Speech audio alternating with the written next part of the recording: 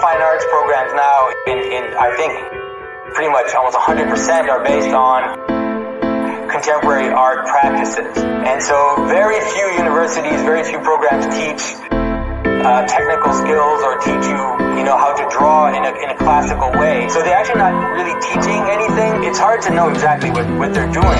I guess it was ever since the 1960s there has been this idea in the art world that technical skills and ability just aren't that important, and that the important thing is to find your, I would say, your political voice. But it's very strange to me that this has occurred, because it seems to me that before your voice is anything but an off-color croak, you have to become a disciple of a discipline, an apprenticeship, and learn the tools and trades of your craft, and learn how to be an artist, because there's a technical end to that.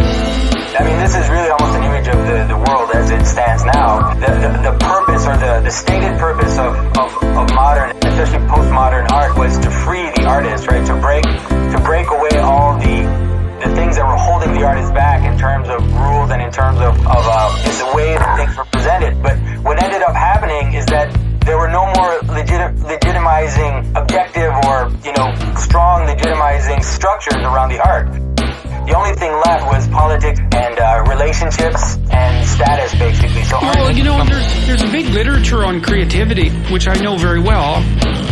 My lab designed the Creative Achievement Questionnaire, which is it's been used in hundreds of studies now to assess lifetime creativity. And so I've spent a lot of time looking at the measurement of creativity and also trying to understand creativity. And the literature strongly suggests that when you impose restrictions on people, it actually makes them more creative rather than less.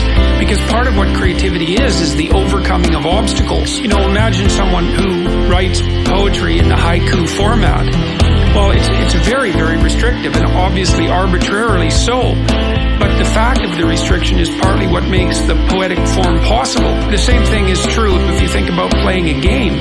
There's far more things that you can't do when you play chess than there are things that you can do. But there's still an infinite number of variations of chess games.